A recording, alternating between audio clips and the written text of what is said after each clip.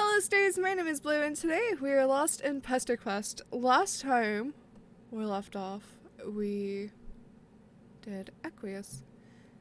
And today we do Terezi, Volume 7, Route 2, A Fair Trial. Let's go. It's a cool, breezy evening. Violet leaves crunch under your feet as you stroll casually through a dense and inviting forest. Not an environment you're used to on this planet, for sure. You should be lapping up the serenity like a thirsty dog at a Zen fountain. Instead, you're brooding. So many new friends, all of them a special breed of sad. You don't like seeing sad people, so you've done everything in your power to fix them. Slumber party, matchmaking, throwing a giant spider into a volcano. The smiles your new friends greet you with are all the proof you need that you've been doing good work. And yet, you can't help but wonder how much of a difference any of this really makes. Especially on Alternia. You've gathered that even if one of these kids avoids being murdered by an insectoid eugenics robot, they'll just wind up conscripted into a lifetime of military service under a colonial empire. Which makes it hard to believe that introducing a few bouts of revelatory catharsis will ultimately amount to much. It's a depressing thought, and you're not entirely sure what to do with it. Which is why you came out here. Nothing better for a soul than a nature hike, right? Maybe after a nice long walk you'll come out right as... Hey, is that a treehouse? What? Ouch? Ouch is right, criminal. Great. More shenanigans. You won't lie and say the prospect of making friends with a spooky shark in glaringly red shades isn't appealing, but criminal doesn't leave a great taste in your mouth. When you try to move, well, you don't, because you're tied to a chair. Strike 2 on the bad taste scorecard. Probably shouldn't stick around for strike 3. In a moment of uncharacteristic self-preservation, you close your eyes and attempt to zap away. But you can't. Your head hurts and your vision is still kinda hazy, which might imply brain damage on account of your surprise wanging. With your luck, that probably means your superpowers are permanently broken. Typical. Looking up at your captor again, you can't help thinking the specs are a bit extra. What kind of loser wears big angular sunglasses like that anyways?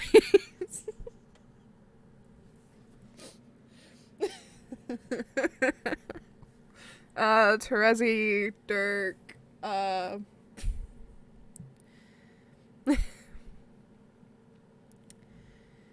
You'd certainly be one to judge if you had the legal authority to do so. A fashionable dress like that was blood as deliciously red as yours. The hypocrisy on you stinks like a fragrant pest. Gross. Geez, what's up with these aliens and their hang-ups about blood? Hang-ups. Gallows humor is an admirable quality. But such crowd-pleasing thorastics will not spare you from the full weight of the law. That was so dramatic, Rez.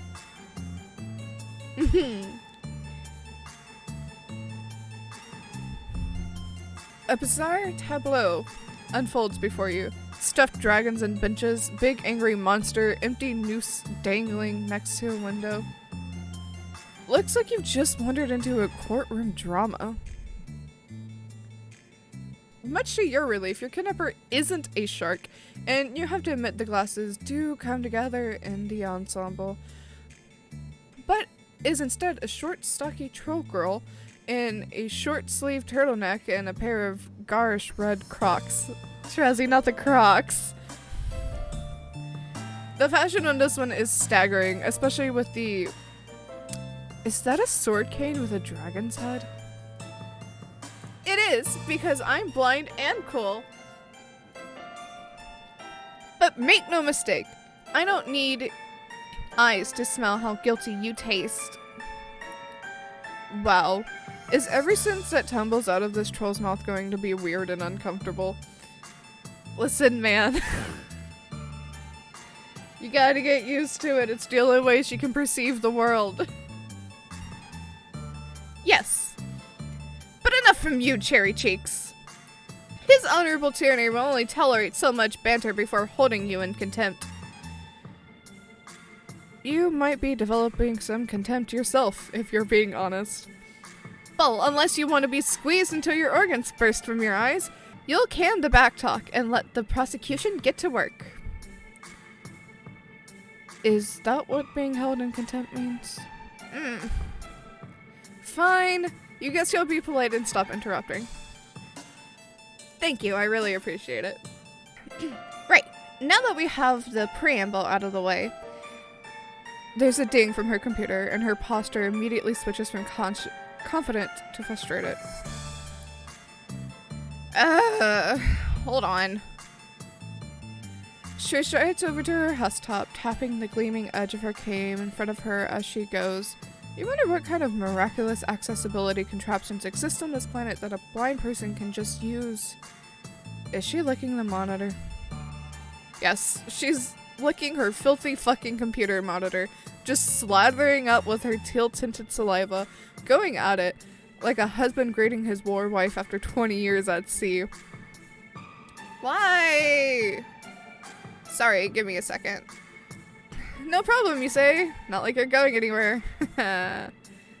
Okay, she's distracted. Now would be a great time to go somewhere. Your powers still seem to be on the fritz, but you think the weight of your incredible ass might shatter this chair if you could get some leverage. Let's wait it out. Let's play Terezi's little game. You decide it's best to wait this out. The sword and noose are a bit worrying, but with the plush toys and chalk drawings, it strikes you that this is probably the closest thing Alternia has to a tea party. Which would be adorable if it weren't so depressing. Playing along seems like a prime friend-making activity. Besides, whoever got hurt in the court of law? After a few brisk keystrokes, she strolls back to her place in the center of the room. Not a word in half a sweep, and now she won't shut up. You ask who she's talking to. Just some dumb, angry girl who needs to leave me alone until the heat death of the universe? Who even cares anyways? Not me, that's who. Where were we? Crimes? Crimes! You're here today to face the highest justice under my authority as Premier League affiliated legislator in training of His Honorable Tyranny's Court. And it is with said authority that I accuse you of the most grievous crimes against the Empire of Her Imperious condescension. Uh-oh. What crime could that possibly be? Breaking, entering, doping with a clown. You guess she could technically nail you down as an accomplice to murder, but the crime of existing. What? You're waiting for the other shoe to drop, but the damn thing just seems to be stuck up there. What did she say about being in training? You're beginning to wonder if this, what did she call it? Slay solicitor, prosecutioner, public dexterprentist. You're beginning to wonder if this murder lawyer actually knows what the hell she's talking about. You think I'm making this up? Do I look like the kind of girl who would just randomly commit unprompted and unjustified murder on a whim? Look, you've met some weird fucking trolls on this planet, and they all seem to have a pretty laissez-faire attitude about murder, so... No, you know what? Fine. If you're going to be a pandictic, snot-nubbed little wiggler about it, I'll just recite the whole fucking law verbatim. Article 5, Section 11, Paragraph 68 of the Second New Codes of Alternia Jurisprudence describes your crime as being, have been, or possessing the capacity to be in need of material resources consumption for the purpose of curtailing biology exploration existing in, of, around, or through imperial territory as one of the unclassable segregation. Mutant. One of extrasolar orientation, alien, or one who plans to commit, has committed, or may possess the capacity to commit high crimes and fish demeanors against her imperial condescendence. Criminal. There, happy now? Dang, this girl really knows her stuff. Of course I do. I'm not some fly-by lunar cycle troll slaughterer Cole Simpson. I'm a fucking professional. Clearly, how could you question her expertise on the subject of what is and is not technically a crime when there are so many books piled up haphazardly? You definitely are existing as an alien, after all, and you guess that does, by definition, make you a criminal. And from the look of that noose, you doubt the punishment is something as quaint as being thrown in a slammer. So, is there a pills process, or... She springs forward with surprising agility and presses her face right up against you, sniffing you with alarming enthusiasm. Your game of candy apple ignorance may convince the Pam scrambled clown fuckers in cheap seats, but I smell the deception dripping off you like a delicious marmalade. You have to do better than this if you really want to... She sniffs. She sniffs again. Did Kanaya make this dress? Oh look, an out. Yeah, you say. You and her are great friends. The best. In fact, you think you should message Kanaya right now to clear all this up. You know, like a character witness. I've witnessed your character plenty, and it's bland as they come. That's certainly not the worst contemplative noise you've ever heard. I may have misjudged you. If you tell anyone I said that, I'm going to cut off your arms and use them to finger paint bulges on your face until you bleed to death. You decide that keeping this pointlessly mundane secret is definitely in your best interest. So, does this mean you're free to go? Not so fast. May have implies possibility, not certainty. Maybe Kanaya gave you this dress because she likes you, or maybe you pressured her into it circumstantially. Maybe you're a delightfully clueless and well-intended interloper from beyond the stars. Or maybe you were sent here as a sleeper agent to learn all our weaknesses so that the entities controlling you can sabotage our future. In cases such as these, I find the best course of action is to leave the verdict up to chance. She produces a double-headed coin with one side scratched out, and you immediately know where this is going. The terms are simple. Heads and I release you from your bonds. Tails and I release you from being alive. Is she really about to take you out like a gangster who just betrayed their duality team mob ops? Before you can request a less Saturday morning cartoon solution, she flips the coin in the air. Well, this is bad. It's bad, and it kind of makes you angry. This doesn't make sense. You didn't do anything, but you're here with the 50-50 chance of getting immersed by a jovial gremlin anyway. Does she think this is normal? Your head has cleared enough that you could zap away if you really tried, but... something about this murder lawyer is stuck in your craw. Her devotion to justice is obvious, but it's a twisted and brutal justice. Streamlined for violence and painfully efficient in enabling exactly that if this mock trial is anything to go by. This is the same system that requires insectoid eugenics robots to keep the peace, after all. There's so much wrong here, and she doesn't even see it. Like, metaphorically see it. The coin is falling. Every rotation brings you closer to a fate that, regardless of the outcome, wouldn't be fair. You decide to think about what should be fair. Just like that, you're standing next to her with a scream. You snatch the coin out of the air and hurl it at full force through the window. Oh shit. My coin! Sorry, you shout. But she can't expect you to just accept the whims of chance when your life is on the line. Why not? Because that sucks. It's lame and dumb and really cliche. What is she, a comic book villain? Am I supposed to know what that is? You don't know. Troll culture seems to have a lot of really arbitrary similarities to human culture, and it's honestly very confusing. But that's besides the point. With a broad sweep of your arm, you gesture at her drawing of the honorary Tyrannosaurus or whatever and ask what he would think of your little stunt just now. The trial isn't for him. We act like it is, but everyone knows he's just a big hangry monster. Huh? Then who? It's for the audience, obviously. By the time you make it to the stand, you're basically dead already. Don't the accused get a chance to defend themselves? Defend? Only the outrageously guilty would ever think to defend themselves in the court of law. Wow, that's fucked up. What's the point of even having a trial then? Besides the sheer pleasures of watching all the hope slowly drain from someone's eyes as they confront their imminently approaching and inevitable gruesome execution? Yeah, besides that. It's a warning to the sedacious of what happens when you cross the line.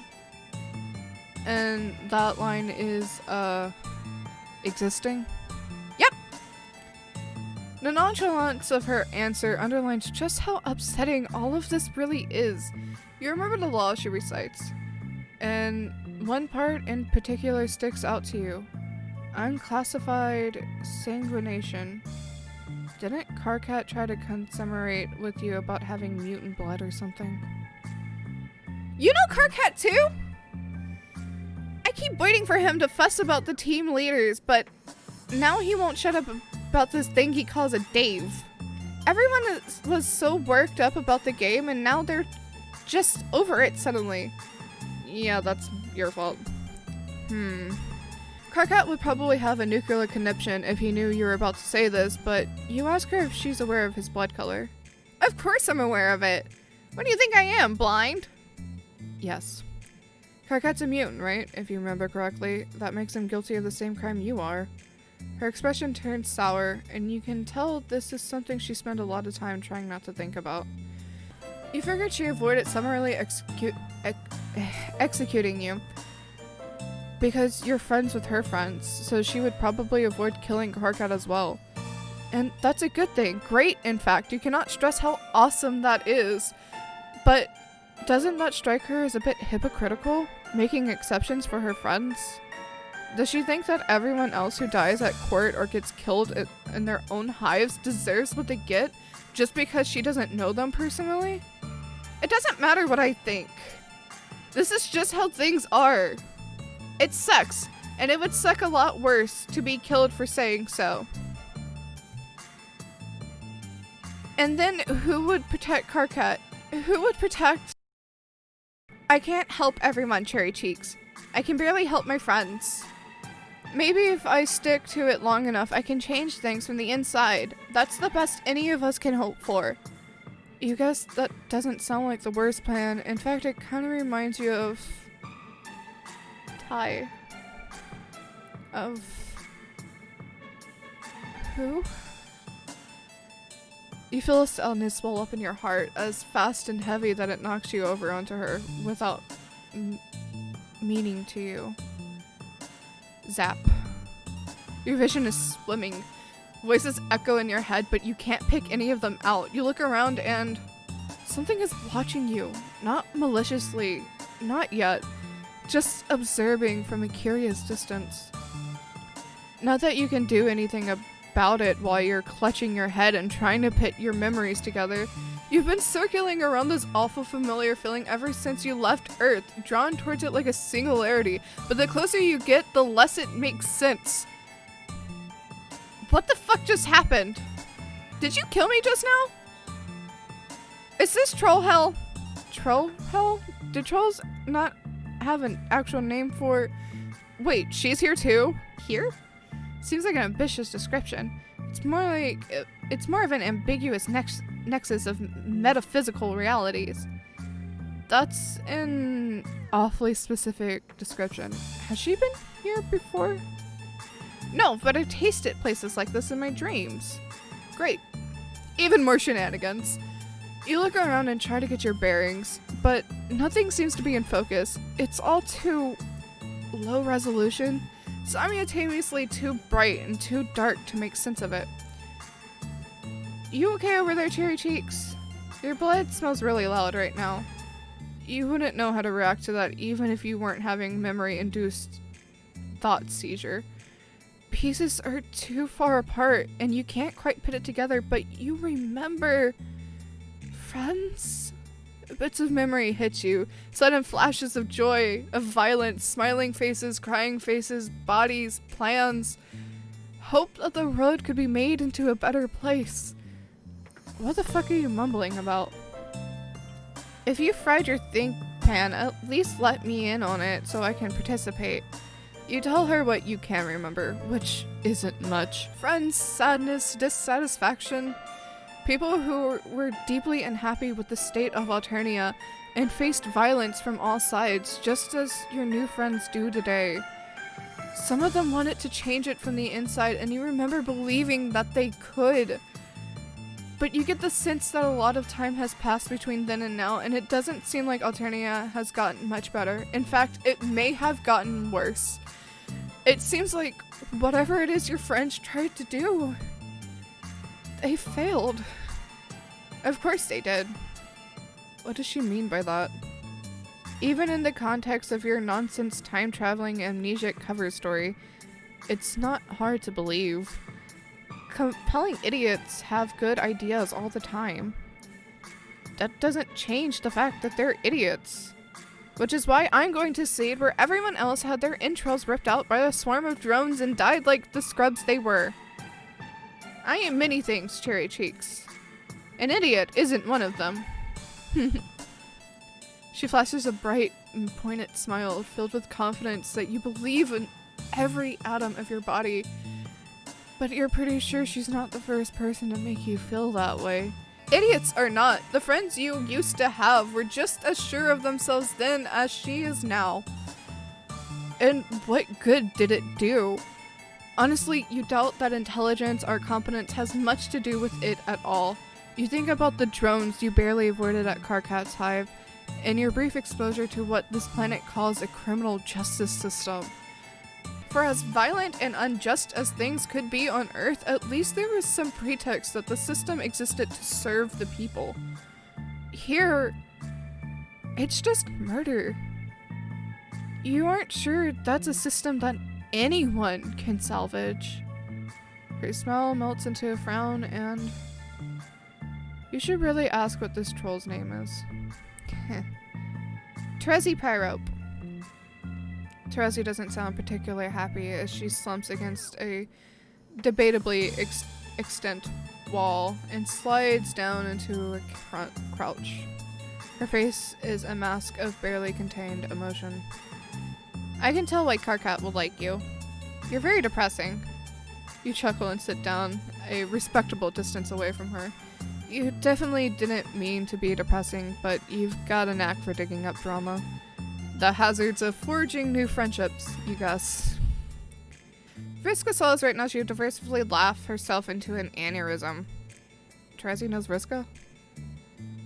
That's one way to put it. We were practically sisters before she broke the rules and ruined everything. How do you know her? Oh, you know, played some flarp, killed some kids, felt guilty about it. Threw Vriska's mom into a volcano. Wow. You really have gotten around. What's a mom? This is like the only joke in Homestuck, come on.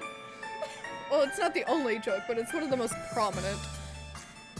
You think that was just about the saddest thing you've ever heard get said if you didn't already know what a Lucis was. You killed her Lucis? So she's... That explains why she's been messaging me. Terezi is laughing, but it doesn't sound like laughter you've ever heard. I can't fucking believe it! Circuit figures out her shit just in time for me to have my own identity crisis. And I bet she thinks everything's supposed to be fine between us now just because... Wanna know secret, Cherry Cheeks? Might as well add another one to the pile, you say.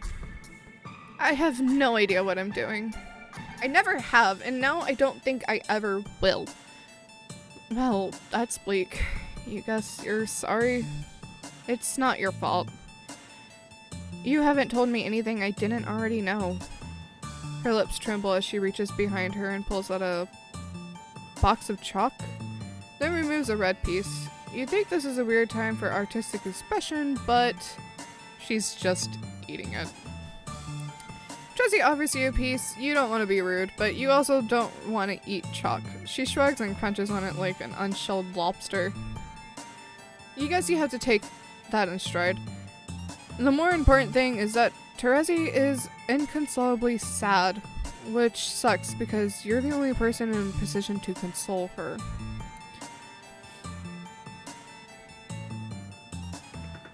I don't actually know what would be best for Trezzy, distraction or hug. We'll go with the hug first because that's my instinct when comforting people. You don't know how to fix this. You don't know how to make Trezzy feel better. The best you can think to do is put your arms around her. Despite the fact that you're a complete stranger who basically just kidnapped her, she welcomes the embrace. I hated her for what she did. Not to me, but to our friends. All but went to war over it. After our truce, we cut ties. My hope was that she would avoid hurting anyone else, but deep down I knew I would have to kill her eventually. In the name of justice. She did terrible things, but so did I. We did some of them together.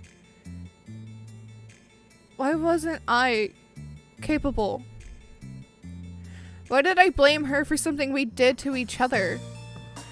You think it's regrettably natural to blame the person in front of you when you get hurt, especially when the real problem is too big and esoteric to stab through the chest with a sword cane. Vriska did what she did because she had to. So did I. We both deserved the revenge we brought on each other. But we were all victims of the big picture. It made us what we are, ensured we would do what we did. Every little injustice started there. And when we fight, whoever painted that picture smiles and laughs. Because they know they've already won. She sits up a little straighter. You feel your spine follow suit almost on its own. Fuck that! Trezzy slips out of your arms and stands up, pulling you to your feet with her. Her entire demeanor has changed. She's practically vibrating with determination. Take me to Vriska's hive. I'm assuming that's a thing you can do. Oh, yeah, that's a thing you can do. Your mind is still buzzing, but talking to Trezzy has calmed that storm just enough for you to focus. As you take her hand, you spare a last look around this bizarre, impossible space. You still feel watched, but it's distant now. Maybe even approving? Is Boulder watching us? Boulder is the only person I can think, you know, besides Doc Scratch, but Scratch wouldn't be approving of this. Is it Boulder? Is Boulder watching us? Or maybe somehow our other friends have managed to get into this metaphysical space and can watch us now. Maybe it's Ty smiling down in approval.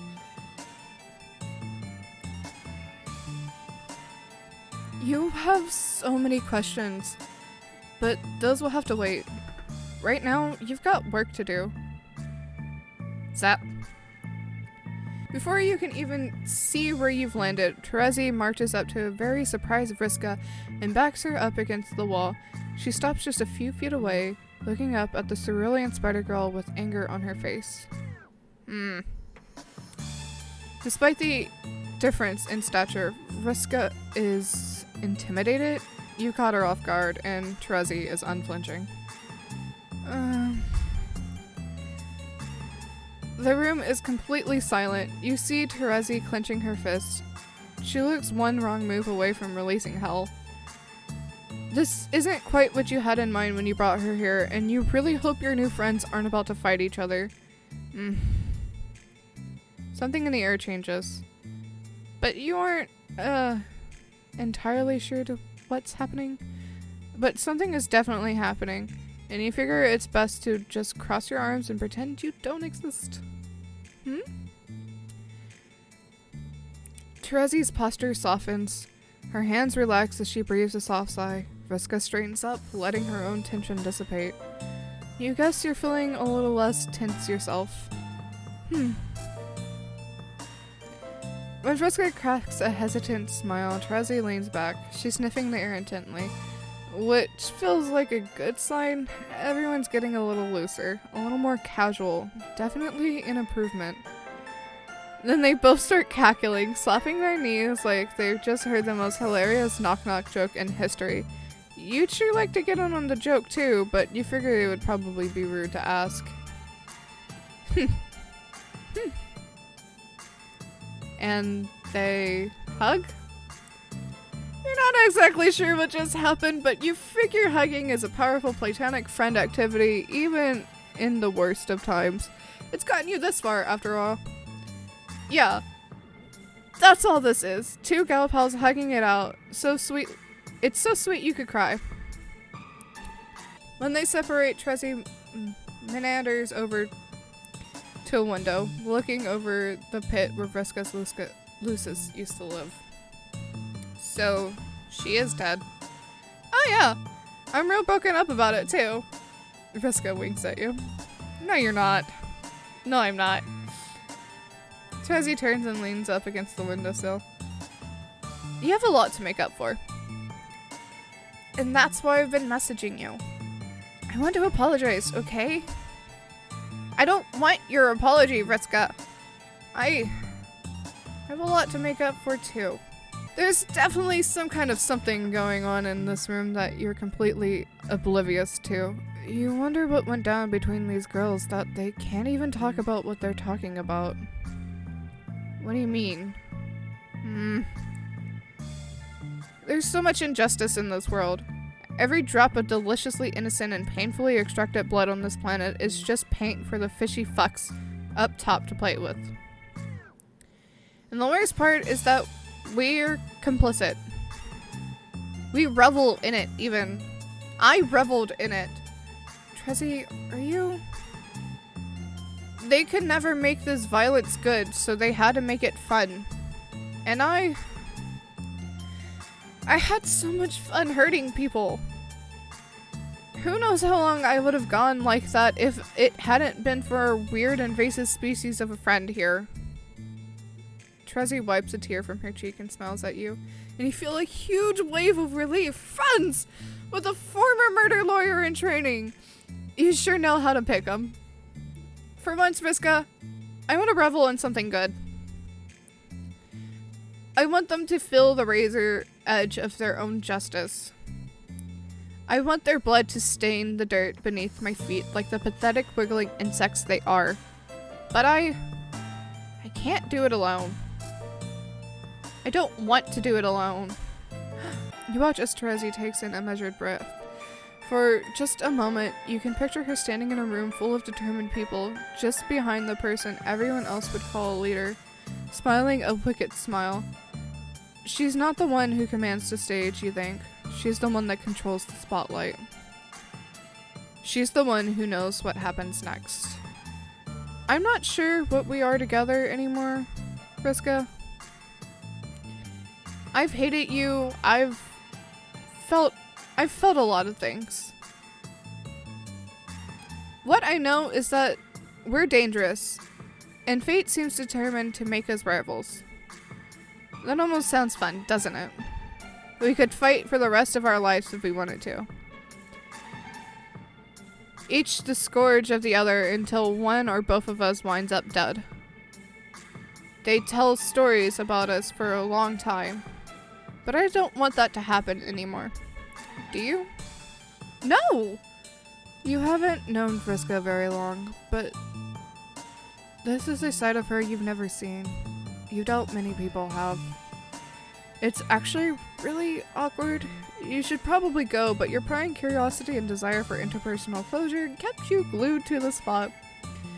We had the right idea in the wrong circumstances. But this time, I think we can really do something together. So let's try this again. Vriska, will you be my Scrooge sister? Yeah, obviously. Good. Then let's get to fucking work. The sheer look that you can't quite read, but you get the feeling that this was a resounding success. Scrooge Sisters United! It looks like this was... Did we get the good ending? First try. Again. Terezi's route was surprisingly more emotional than I thought it would be. I guess with Friend Sim going hand in hand with Pesterquest, it makes sense. Also, I was living for chubby Terezi. Her sprite was very cute.